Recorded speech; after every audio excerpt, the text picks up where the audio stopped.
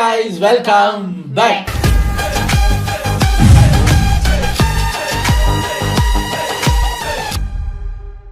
இன்னைக்கு டியூஸ்டே தானே? ஆமாம். ஸோ டியூஸ்டேனா இன்னைக்கு நம்ம மேக்னெட் ஃபேக்ஸ் சேனல்லேருந்து வீடியோ பார்ப்போம். நமக்கு பிடிச்ச ஒரு டாப்பிக்கில் தான் வீடியோ வந்திருக்கு. Mind blowing facts you should know. So இது வந்து நம்ம நிறையா பார்த்துருக்கோம். ரிஷிபீடியா சேனல்லையும் மேக்னெட் ஃபேக்ட்ஸ்லேயும் நிறையா பார்த்துருக்கோம். ஓ இப்படியெல்லாம் இருக்கா அப்படிங்கிற மாதிரி அந்த ஒரு மைண்ட் ப்ளோயிங்கான ஃபேக்ட்ஸ் என்னென்ன அப்படிங்கிறத உள்ளே போய் பார்க்கலாம். இது ஒரு ஷார்ட் 9 minutes வீடியோங்கிறதுனால டக்குன்னு பார்த்துட்டு ரெடி.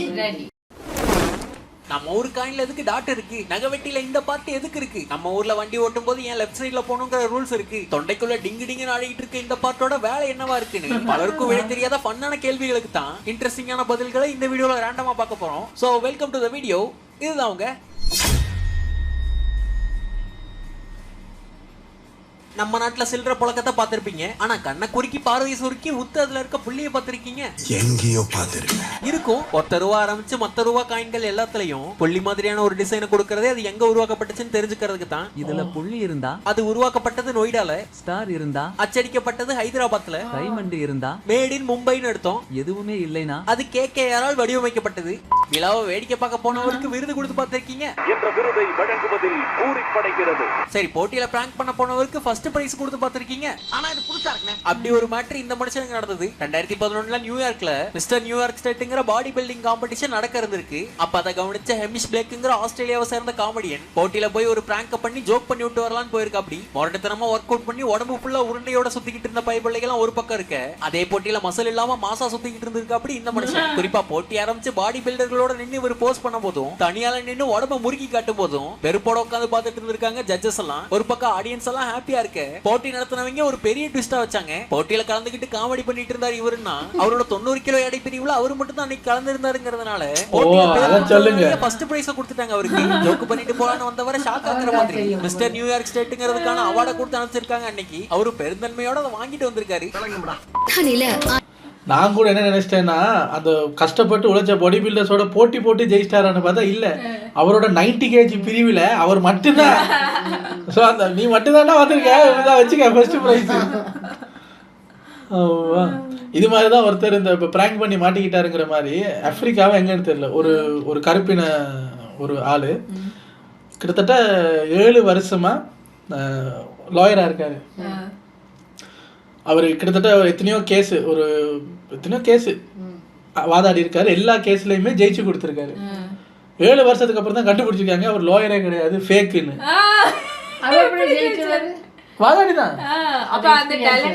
வாதாடி இருக்காரு. ஆனா அவர் படிக்கணும், அந்த லைசன்ஸ் எல்லாம் அவர்கிட்ட இல்ல.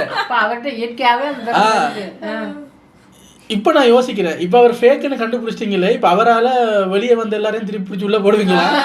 இல்ல நியாயப்படிதானே அவர் ஏத்துக்கிட்டு இருக்காங்க. அவர் அவர்கிட்ட லைசன்ஸ் இல்லங்கிறது 7 வருஷம் ஆயிருக்கு உங்களுக்கு கண்டுபிடிக்கிறது. டெய்லி அவருக்கு தைரியம் தான், கோட் சூட்லாம் போட்டு நிக்கிறாரு இப்படி மாட்டினதுக்கு அப்புறம்.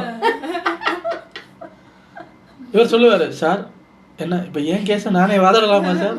ஏய் நீ வாதாடின தப்புன்னு தான் உன்னை பிடிச்சி உள்ள போட்டது. அப்படின்னா இப்படியுமா? ஆனா போலியா இருந்தும் எடுத்த எல்லா கேஸ்லயும் ஜெயிச்சிருக்காரு. அயன், கால்சியம், விட்டமின்ஸ், மினரல்ஸ் மட்டும் இல்ல, ஏகப்பட்ட ஒர்க்கர் தேனீகளோட உழைப்பும் இருக்கு. கவலைப்படாதீங்க தோழர். பல ஆண்டுகளுக்கு கெட்டு போகாத இந்த தேனை உருவாக்குற அந்த தேனீகளுக்கே தெரியாத மாற்றம் என்னன்னா, ஒரு டேபிள் ஸ்பூன் சுத்தமான தேனை உருவாக்குறதுக்கு கிட்டத்தட்ட 36 தேனீக்களோட லைஃப் டைம் வேலை தேவைப்படுது. அதாவது 36 தேனீக்களோட வாழ்நாள் முழுக்க செய்யற உழைப்பை உறிஞ்சாதான் ஒரு டேபிள் ஸ்பூன் அணிய மனுஷங்களால முடியும். வருத்தப்படாதீங்க தோழர். பொதுவா மஜாவான சண்டே முடிஞ்சதுக்கு அப்புறம் மண்டை கடுப்போட தான் மண்டேவை பலரும் எதிர்கொள்வோம். ஆனா இந்த லேடி ஒரு படி மேலேயே போயிருக்கு. 1979 ஜனவரி 29ஆம் தேதி கலிபோர்னியால ஒரு அழகான திங்கட்கிழமை அப்போ அங்க இருந்த எலிமெண்டரி ஸ்கூல் வழக்கம் போல தொடங்கி இருக்கு. அந்த ஸ்கூலுக்கு பக்கத்துல வீடு வச்சிருந்த பிரெண்டா ஸ்பென்சர்ங்கிற இந்த லேடி திடீர்னு ஒரு துப்பாக்கியால பக்கத்துல இருந்த ஸ்கூலை தாக்கி இருக்காங்க. இதுல 11 பேர் காயம் அடைஞ்சாங்க. 2 பேரை காப்பாற்ற முடியாம போச்சு. அந்த மெண்டல் பொம்பளை அப்பவே போலீஸ் வந்து பிடிச்சிட்டாங்க. இத்தனை பேரை கண்ணை வச்சு காயப்படுறதுக்கு என்ன காரணம்னு விசாரிக்கும் போதுதான் எனக்கு திங்கட்கிழமைனாலே பிடிக்காதுன்னு திமுறா சொல்லியிருக்கு. உனக்கு திங்கட்கிழமை பிடிக்கலைனா ஒற்றை புளிய மரத்தில் தூக்கில் தொங்குங்கள். உத்தர குத்தாத முழு மெண்டல்னு புரிஞ்சுக்கிட்ட போலீஸ் அந்த கேடியை தூக்கி கூண்டுல அடைச்சிட்டாங்க. ஆயில் தண்டனை கொடுத்து. பொதுவா ஆப்பிள் சாப்பிடுற உனக்கு திங்கக்கிழமை பிடிக்காட்டி நீயே உடனே ஏதாவது பண்ணிக்க. எதுக்கு அதுவும் ஸ்கூலை பார்த்து சுட்டுக்கிட்டு இருக்க? நீ பிறந்தோடனே வந்த திங்கக்கிழமை அது இல்ல இல்ல அந்த ஸ்கூல் அன்னைக்கு தான் கட்டுனாங்களா இல்லை நீ அன்னைக்கு தான் குடி வந்தியா? திங்கக்கிழமை ஸ்டார்ட் பண்ணிருந்தாங்க ஸ்கூலுக்கு போக. இது சும்மா பொய், இது ஏதோ ஒரு ரீசன்ல இது பண்ணிட்டு பொய் ரீசன் சொல்லியிருக்கு. இத்தனை திங்கக்கிழமையில வராதது இந்த திங்கக்கிழமையில அந்த ஸ்கூல் மேல கோவம் வந்து. எனக்கு தான் திங்கக்கிழமை பிடிக்காது, அதுக்காக பக்கம் எல்லாருக்கும் இருக்கும், எனக்கு இல்ல. சரி பெரும்பாலான எல்லாருக்கும் ஆப்பிள் சாப்பிடுறது ரொம்ப பிடிக்கும். பழங்கள்லயே கொஞ்சம் பிரீமியமான ஃபீல் கொடுக்குற அந்த பழத்தை ஆங்கில எழுத்துக்கள்லயே மொத எழுத்துக்கு வச்சு அழகு பார்க்குற அளவுக்கு ஆரம்ப காலகட்டத்துல இருந்தே அபிப்பிராயம் இருக்கும் எல்லாருக்கும். ஏன்ட்ராய்டு. அப்படிப்பட்ட ஆப்பிள்கள்ல மொத்தம் எத்தனை வெரைட்டி இருக்கும்னு நினைக்கிறீங்க? ஊருக்கு தகுந்த மாதிரி ஒரு 9-10 இல்ல. இது வரைக்கும் ஆராய்ச்சியாளர்கள் வச்சிருக்க பதிவுப்படி 7500 வெரைட்டிக்கும் மேல ஆப்பிள் இருக்கான். எது நெசம்தான். ஆனா மார்க்கெட்ல மக்களோட பயன்பாட்டுக்காக விற்கப்படுறது வெறும் 12 வகை தான். அதுலயும் வேர்ல்டு ஃபுல்லா இருக்கிறதுலே பயங்கர எக்ஸ்பென்சிவ் ஜப்பான்ல பார்த்து வளர்க்குற இந்த சக்காயிச்சிங்கிற ஆப்பிள் தான். சாதாரண ஆப்பிள்களை விட சைஸாவே கொஞ்சம் பெருசா இருக்கு. இதை 1500 இருந்து 2000 ரூபாய் வரைக்கும் விற்கிறாங்க. ஒரு கிலோவா? ஒரு சிங்கிள் பழத்தை. பொதுவா பேசிக்கான பெட்டுன்னு வித்தியாசமா இருக்கு தானே. 7500 வெரைட்டியா? அதுலயும் 12 மட்டும் எங்களுக்கு தர்றீங்க, மிச்சமல்ல அதெல்லாம் திக்க முடியாதா? கூட நீங்களும் தின்ன முடியாதுன்னு வரங்க போகுது போல இருக்கு. போகும்போது பூனையவோ நாயவோ தான் வளர்ப்பாங்க. அதானே உலக வழக்கம். ஆனா இந்த அங்கிள் மட்டும் முதலை வளர்த்தாரு. அதனால அவரோட குடும்பத்தை இழந்தாரு. மொரட்டு முதலை ஆர்வலரான இவரோட பேர் தான் கில்பர்டோ சீட்டோ. அந்த ஊர்ல மீன் பிடிக்கிற வேலை பார்த்துட்டு இருந்த இவருக்கு 1989 ஒரு நாள் தலையில குண்டடி வாங்கி சாக கிடந்த ஒரு முதலை கண்ணில் பட்டிருக்கு. அதை அப்படியே மீட்டுன்னு வந்து வீட்டுக்கு பின்னாடி இருந்த குளத்துல வச்சு வளர்க்க ஆரம்பிச்சவரு. அதுக்கு போச்சோன்னு பேரை வச்சாரு. சிக்கன் மீன் சோற வச்சிருக்காரு. காயப்பட்ட முதலையோட கண்டிஷன் குணமானதுக்கு அப்புறம் இவர் திறந்து விடலான்னு முயற்சி பண்ண போச்ச இவரை விட்டு போகவே இல்லை. தாயா முள்ளையா பழகிட்டு இவரை விட்டு போக முடியாம அது இருக்க சரி எந்திட்டு போட்டு இவரு வீட்டுல வச்சு வளர்க்க ஆரம்பிச்சிருக்காரு. அதான் பிரச்சனையே. அந்த டைம்ல இவருக்கு ஒரு குழந்தை இருந்ததுனால வீட்டுல முதல்ல இருந்தா பிரச்சனை வரும்னு இவரோட மனைவி இவரை டிவோர்ஸே பண்ணிட்டு போயிட்டாங்க. ஆனா முதலை மேய்ப்பாளர் இதை பத்தி கவலையே படல. கொஞ்சம் கொஞ்சமா அதோட க்ளோஸ் ஆகி முத்தம் கொடுக்குற அளவுக்கு பழகினவரு. அதை வச்சே பல ஷோக்களையும் பண்ணி கல்லா கட்டி இருக்காரு. நல்லா ஒரு நாய்க்குட்டி மாதிரி வாய்ஸ் கேட்ட உடனே வாலாட்டுற அளவுக்கு மொரட்டு முதலையா பாசக்கார பைபிளையா மாத்தி 20 வருஷத்துக்கு மேல இணை பிரியாத ஃப்ரெண்டா வளர்த்தி வச்சவரு. 2011 அதோட இறுதி சடங்கையும் நல்லபடியா நடத்தி வச்சாரு. முதலையால மனைவி விட்டு போனதை பத்தி இவர்கிட்ட கேட்கும் போது வைஃப் போனா கிடைப்பாங்க, முதல்ல மறுபடியும் ஃப்ரெண்டா கிடைக்குமான்னு கேட்டு அசர வச்சவரு. நியாயமான கேள்வி. பொதுவா பிடிச்ச ஹீரோ முதல்ல தோல்ல செஞ்சு என்னத்தையோ தான் தலையில கட்டிருக்காரு. நான் கூட ஸ்டார்டிங்ல சொன்னார்ல ஒரு முதலே வளர்த்தாரு அதனால குடும்பமே போச்சு அப்படின்னு. ஐயோ முதல்ல கடிச்சு தின்னு போல இருக்கு. பயத்துல போயிருக்காங்க. இது வீட்டுக்கு பின்னாலேயே வளர்த்தா கொஞ்ச நேரம் முதலைய சந்தேகப்பட்டு நல்ல மனுஷன் சார் அந்த முதல்ல. யாருக்கும் பாதகம் இல்லாம பொண்டாட்டி புள்ள விட்டுட்டு போன ஒருத்தருக்கு காலம் முழுக்க சேவை செஞ்சு கடைசியில செத்தும் போய் நான் முதல்ல சந்தேகப்பட்டேங்க. பொண்டாட்டி பிள்ளைய கடிச்சு தின்றுச்சு. நான் நினைச்சேன் இவ வளர்த்தவராலேயே முதலையாலேயே இவ சாகுவாராக்குமான்னு. எப்பா முதலை மிஸ்டர் குரங்கடாய் பாண்டிச்சு விடுங்க. அவங்களுக்கும் மனசு இருக்கு.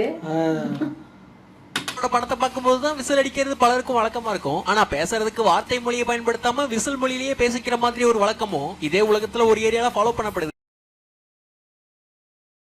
ஸ்பெயின்ல இருக்க லா கொமேரோங்கிற ஒரு தீவு பகுதியில தான் குறிப்பா அங்க வசிக்கிற பழங்குடியின மக்கள் தான் செல்போ கொமேரோங்கிற இந்த விசில் அடிச்சான் வார்த்தைகளை பயன்படுத்திக்கிறாங்க. பொதுவா ஸ்பெயினுக்கு சொந்தமான அந்த பகுதி அடர்ந்த மலைக்காடுகள் இருக்க ஏரியாவா இருக்கிறதுனால போன மாதிரியான கேஜெட்ஸ் எல்லாம் கண்டுபிடிக்கிறதுக்கு முன்னாடியே ரொம்ப தூரத்துல இருக்கவங்களுக்கும் விசில் அடித்து செய்தியை சொல்றதுக்காக இதை உருவாக்கி இருக்காங்க. இதை இன்னைக்கு வரைக்கும் பெருசு சிறுசுல இருந்து குடும்பம் குட்டி வரைக்கும் எல்லாருமே பயன்படுத்துறாங்க. பொதுவா துபாய் மாதிரியான பாலைவனம் ஜஸ்ட் இமேஜின் அந்த ஊருக்கு போயிட்டு அந்த அந்த ஆஹா தீவு வரையா அந்த கடலை பார்த்துட்டு அப்படி இளையராஜோட பாட்டு பொட்டாட்டிக்கு அவனுக்கா லிங்கு லிங்கு லிங்குன்னு சொன்னியாடா அருவாளர் அவனை வெட்டிடுவான். என்னையா சொல்ற? விசில் தானே அடிச்சேன் சும்மா. அது இளையராஜா பாட்டியா? உன்னை திட்டுறான்டா அவனை கொல்லுங்கடா. இதெல்லாம் தெரியாதுங்க. நாங்க சும்மா பாட்டு விசில் அடிக்கிறது எல்லாம் பேச முடியாது சார். பகுதியில சேக்குகள் போடுற ட்ரெஸ்ஸே ஒயிட் கலர்ல ஒரு ஷேப்ல இருக்கும். தொலைதொலன்னு ஏன் வெள்ளை கலர்ல அந்த மாதிரி ஒரு ட்ரெஸ் போடுறாங்கன்னு என்னைக்காவது யோசிச்சிருக்கீங்க?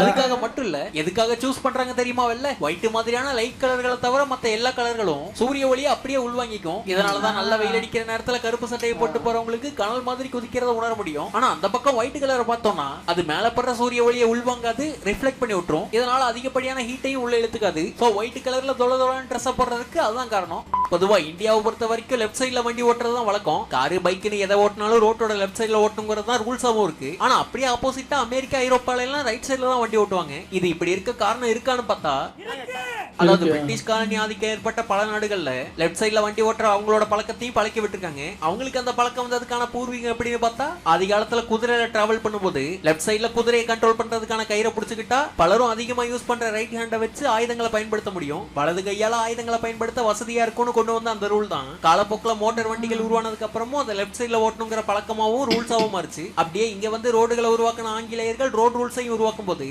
அதை இண்டிபெண்டன்ட் ஆனதுக்கு அப்புறமும் இந்தியால ஃபாலோ பண்ண ஆரம்பிச்சிட்டோம். அதே கதை தான் சவுத் ஆப்பிரிக்கா ஆஸ்திரேலியாவுக்கும். ஆனா அமெரிக்கா இண்டிபெண்டன்ட் ஆனதுக்கு அப்புறம் பிரிட்டிஷோட ரூல்ஸை மொத்தமா மாத்தினாங்க. அப்படி எதிர்ப்ப கட்டுற மாதிரி ரூல்ஸை மாத்தும் போது தான் லெஃப்ட் சைட்ல ஓட்டிட்டு இருந்த வண்டியை ரைட் சைடுக்கு மாத்தினாங்க. அதுதான் இப்ப நீங்க GTA கேம்ல போய் வண்டியை ஓட்டும் போது கூட ரைட் சைட்ல ஓட்டணுங்கிறதுக்கு காரணமா இருக்கு. வண்டியை எந்த பக்கம் ஓட்டணுங்கிறதுலயும் ஒரு STD இருக்கு. வரலாறுனா STD தானே. வாயோட பாருங்க, ஸ்டியரிங்ல இப்படி கை வச்சுக்கிட்டு கியர் இங்க வச்சது காரணம் என்ன? குதிரை இதை பிடிச்சிக்கிட்டு வாழை சுத்தி இருக்காங்க சார். ஆனா பாவி, நான் ஏதோ வேற காரணம் இருக்குன்னு நினைத்துறேனா? குதிரை கயிறு தான் இப்ப கியராகும். இந்த வாழை சுத்தின கை எங்க வைக்கிறது தெரியல. சரி, ஸ்டியரிங் ஒன்று வச்சுக்கோங்க. அவங்க வீம்புக்கு நாங்க இப்படி தான் சார் குதிரை ஓட்டுவோம். அமெரிக்காக்காரங்க வேணும்னு மாத்திருக்காங்க. நம்ம எல்லாம் ஃபாலோ பண்றது. எத்தனை டிரைவிங் ஓடி இருக்கீங்க? எந்த ஹைவேல ரேஸ் போயிருக்கீங்க? ஆனா கூச்சமே இல்லாம நம்ம தான் அதெல்லாம் ஃபாலோ பண்றோம். காலையில வண்டி எடுத்தா வாக்கிங் போற மாதிரி மிஸ்டி ஒரு 10 கிலோமீட்டர் வாகனத்தை ஓட்டிட்டு தான் வந்து நிப்பாட்டும். இவளுக்கு கார் ஓட்ட சொல்லி கொடுத்து எனக்கு ஐயோ மூச்சு தள்ளினதான் மிச்சம். இப்படியே ஓட்டிக்கிட்டு இருக்குமா மிஸ்டி, அந்த எக்ஸலேட்டர் அமுத்துங்க மிஸ்டின்னா எது வண்டி போயிட்டு இருக்கு இன்னொன்னு தெரிய மாட்டேங்குது இல்ல. சரி சரி, இதுவா சரி இப்போ ஓட்டு. ஏன்டி எந்திரிக்கிறேன்? எந்திரிச்சிடும். ஏன்டி எந்திரிக்கணும்? ரோடு தெரிய மாட்டேங்குதுல்ல. காரோட இது மூக்கு இவ்வளவு பெருசா இருந்தா ரோடு தெரிய மாட்டேங்குது. இவளுக்கு என்ன பண்றது? உட்காந்தா இப்ப நம்மள அப்படி கார் ஓட்ட உட்காந்தா அப்படி தானே. மிஸ்டி உட்காந்தா இப்படி போயிடும். என்ன ஆள் கொஞ்சம் குட்டி உட்காந்துக்கிட்டு காலு கட்டாது. ரொம்ப கஷ்டப்பட்டு இப்ப மிஸ்டேக்கின்னு ஒரு கார் உருவாக்கணும். மினி கூப்பர் மாதிரி ஏதாவது ஒன்று எடுத்து வச்சு ஸ்ட்ரீட்டை நல்லா கிட்ட உட்காந்து இப்படி உட்காந்து ஓட்டணும். நல்லா இருக்கிறதே, அப்படி ஈஸியா இருக்கிறதே. இது மிஸ்டி. சிலவங்க இருக்காங்க அப்பா எங்கேயாவது ஓட்டிட்டு போகும்போது கண்டெய்னரை பார்த்தா அவங்களுக்கு லவ் பண்ணணும்னு தோணும். கண்டெய்னரை பார்த்தா நேராக கொண்டு விட்டுருவாங்க. என்னென்னு கேட்டால் காரை வெயில் படாமல் பார்க் பண்ணிருக்கேன். அடியில் பார்க் பண்ணி வைக்க கண்டெய்னரை பிடிச்சி தொங்கிட்டு இருப்பாங்க. அப்படி ஒரு மோட்டர் பைக்காக இருந்தாலும் காருக்கு அதே நிலைமை தான். யூட்டர்ன் எடுக்க சொன்னா இப்படியே வந்து யூட்டர்ன் எடுக்கும்போது அங்கேருந்து ஒரு பஸ் வந்துக்கிட்டு இருக்கு. கேஷுவலா ஒரு பெரிய பஸ் வருது. அப்படியே திருப்பி முன்னாடி கொண்டு போய் நிப்பாட்டிட்டு என்ன பண்றதுன்னு தெரியல. அப்படியே இதை நியூட்ரல்ல போட்டு நிக்கிறாரு. பஸ்கார ஹார்ன் அடிக்கிறான். இது எப்படி எடுக்கணும்னு எனக்கு சொல்லி தரல. நேரா ஓட்ட தான் தெரியும். பஸ் இப்படி கார் இப்படி நிக்குது. என்ன செய்ய சொல்றீங்க?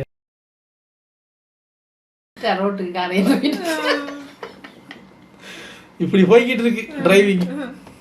தெரியுற எல்லா பயபிள்ளைகளுக்கும் பிறக்கும் போதே இலவச இனிப்பா தொண்டைக்குள்ள டிங்கு டிங்குன்னு ஆடிக்கிட்டு இருக்க ஒரு இன்ட்ரெஸ்டிங்கான மேட்டர் தான் அந்த சிறுநாக்கு. வாயை திறக்கும் போது மட்டும் தென்படுற பல உயிரினங்களுக்கும் நம்மள மாதிரியே பொதுவா இருக்க இந்த டிங் டிங் டிகானாவுக்கு ஏதாவது வேலை இருக்கான்னு பாத்தீங்கன்னா வாய்க்குள்ள கோயில் மணி மாதிரி ஆடிட்டு இருக்க அந்த பயபிள்ளைக்கு ஏகப்பட்ட முக்கிய கடமைகள் இருக்கு. எங்க விளக்கு எதையாவது சாப்பிட்டு முழுங்கும் போதோ இல்ல குடிச்சு முழுங்கும் போதோ அந்த பொருள் மேல் மாடியில இருக்க மூக்க டிஸ்டர்ப் பண்ணாம இருக்கிறதுக்கு அதை கரெக்டா தொண்டைக்குள்ள மட்டும் அனுப்புறதுக்கு காரணம் யாரு?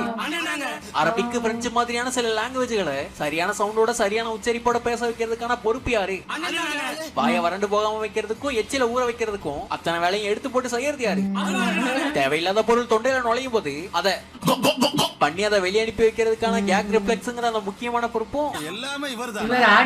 ஏகப்பட்ட பொறுப்பை தனியா நின்று தொங்கி செய்யறது தான் அந்த ஸ்மால் டங்கோட பொறுப்பு. என்ன உறுப்பு? மங்கோலியால பிறந்து உலகத்துல ஒரு ஆட்டாட்டின கெங்கிஸ் கானை பத்தி பலருக்கும் தெரியும். அந்த நபர் படையோட சேர்ந்து பல பேரை மட்ட பண்ணதுல பிறகு வந்த பல கொடுமைக்காரர்களும் அவரோட நம்பரை தொட்டதில்ல. STD படி பார்த்தா கெங்கிஸ் கானும் அவரோட படையும் கிட்டத்தட்ட 40 மில்லியன் பேர், அதாவது 4 கோடி பேரை மட்ட பண்ணிருக்காங்க. இந்த நம்பர் எந்த அளவுக்கு அதிகம்னா அத்தனை பேரை மொத்தமா முடிச்சு விட்டதுனால அவரு படையெடுத்து போன இடங்கள்லாம் மனிதர்கள் இல்லாம மரம் வளர்ந்து ஒட்டுமொத்த உலகத்தோட கார்பன் டை ஆக்சைடு அளவே குறைஞ்சு போயிருக்கு. லெப்ட் ஹேண்டால பல பேருக்கு டாட்டா கட்டிட்டு இருந்தவரு இப்ப இவர் நல்லது பண்ணிருக்காரா கெட்டது பண்ணிருக்காரா? மரம் வளர்ந்து கார்பன் டை ஆக்சைடு இறங்கி போச்சா? ரைட் ஹேண்ட் சைடுல இன்னொரு வேலையை பார்த்துட்டு இருந்திருக்காரு. போருக்கு போன இடத்துல எல்லாம் போக்குவரத்து இவர் இருந்ததுனால இவரோட டிஎன்ஏ மட்டும் உலகம் ஃபுல்லா ஏகபோகமா பரவி கிடக்குது. 2003 எடுக்கப்பட்ட ஒரு ஜெனடிக் ஸ்டடியில மங்கோலியால இருந்த 100 ஆண்கள்ல 8 பேருக்கு இவரோட டிஎன்ஏ இருக்கு. சுருக்கமா சொல்லணும்னா கிட்டத்தட்ட 1.5 கோடி பேர் கிட்ட இவரோட வாரிசா உழவிட்டு இருக்காங்கிறத கண்டுபிடிச்சு கதற வச்சாங்க. காலங்காலமா இந்த நெயில் இதுவரை ஏன் சார் ஒரு பக்கம் கொண்டிருக்கீங்க ஒரு பக்கம் ஏற்றிருக்கீங்கன்னா அப்புறம் எதுக்கு தான் கொன்னீங்க? அங்க கொள்ளைஞ்ச வளர்த்துட்டே இருந்திருக்காரு. அது அப்ப தப்பு தானே. ஏதாவது ஒரு நோக்கத்தை இது பண்ணி போங்க. மக்கள் தொகையை வளர்க்கணும்னா இந்த பக்கம் போ, கொல்லணும்னா அந்த பக்கம் போ. ரெண்டையும் பண்ணு வேணும். உனக்கு திமிரு தானே. இன்னும் சுத்திக்கிட்டு இருக்காங்களா 8% டிஎன்ஏவோட. ஜெங்கிஸ்கான் வந்து ரொம்ப குள்ளம்னு கேள்விப்பட்டிருக்கேன். மங்கோலியால போய் பார்க்கணும் யாரெல்லாம் குள்ளமா இருக்கு. கட்டரை வச்சு நகத்தை வெட்ட நம்மளுக்கு அந்த வெட்டிலேயே ரொம்ப வெட்டியா இந்த மாதிரி ஒரு அட்டாச்மெண்ட் எதுக்கு கொடுத்துருக்காங்கிற டவுட் வந்திருக்கலாம். நகத்தை நறுக்கிறதுக்கு கரெக்டா சதுக்கிறதுக்குன்னு எல்லாமே இருக்கும்போது நகை வெட்டியில பலரும் பயன்படுத்தாம வச்சிருக்க இந்த மேட்டரோட முக்கியமான வேலை பாட்டில ஓபன் பண்றதுதான். டைட்டா சீல் பண்ண பாட்டிலோட மூடியை ஓபன் பண்றதோட மட்டும் இல்லாம டின்ல அடைச்சு வர ஃபுட்டை ஓபன் பண்றதுக்கும் இதை பயன்படுத்துவாங்க. ஏன் ஸ்ப்ரே அடிக்கிற அந்த கேனை ஓபன் பண்றதுக்கு கூட இதெல்லாம் முடியும். இப்படி சகலத்தையும் ஓபன் பண்ற சக்தி அடக்கி வச்சுட்டு தான் சைலண்டா இருந்திருக்கு. என் காதலியோட மனசை திறக்க முடியுமா? இவனை கொன்னுடலாமா? வீடியோ இங்கே முடியுது. இந்த வீடியோல இருந்து இது வரைக்கும் நீங்க தெரிஞ்சிருக்காத சில மேட்டர்களை தெரிஞ்சிருப்பீங்க. அந்த ஃபேக்ட்ல எது உங்களோட ஃபேவரட்ங்கறத கமெண்ட்ல சொல்லுங்க. சிவப்பு மாத்திரை யாரு போய் சொன்னாலும் உங்களால கண்டுபிடிக்க முடியும். நீல மாத்திரை நீங்க போய் சொன்னா யாராலையும் கண்டுபிடிக்க முடியாது. பார்த்து தேர்ந்தெடுக்கவும். எதை தேர்ந்தெடுத்தீங்க ஏன் தேர்ந்தெடுத்தீங்கங்கறத கமெண்ட்ல சொல்லுங்க. நீல வளர்ச்சி போறோம். நீலம் தான் சார் வேணும். முதல் முக்குளிசையை குடிச்சுக்கிட்டு நம்மளே மாட்ட முடியாதுல்ல. யாரு போய் சொன்னாலும் கண்டுபிடிக்கிற மாதிரி இல்ல. நீலம் இருந்தாலும் நல்ல சிவப்பு இருந்தாலும் நம்ம சொல்ற பொய்யை யாராலையும் கண்டுபிடிக்க முடியாதுங்கிற மாதிரி இருந்தாதான் அதான் இப்ப நம்ம செஞ்சுட்டு இருக்கோம். இல்ல அது இன்னும் கொஞ்சம் மேம்படுத்தலாம்ல. நிறைய பெனிஃபிட்ஸ் இருக்கு. எனக்கு சிவப்பு தாங்க வரல. உன்னையெல்லாம் பிடிக்கணும். நீ சோப்பை குடி நான் நீலத்தை குடிக்கிறேன். ரெண்டு போட்டி போட்டு வாங்க. ரெண்டையும் சேர்த்து குடிச்சிட்டு ஏதாவது ஒண்ணு தானே சார். எப்பயும் குதர்க்கமா யோசிக்கிறதே இவளுக்கு வேலை. ரெண்டுல எது வேணும்னு கேட்டா ரெண்டையும் கொடுங்க சார் குடிச்சு பாப்பா. நல்லா இருந்தது சார். உங்களை அடுத்த வீடியோல வந்து சந்திக்கிறேன். பாய்.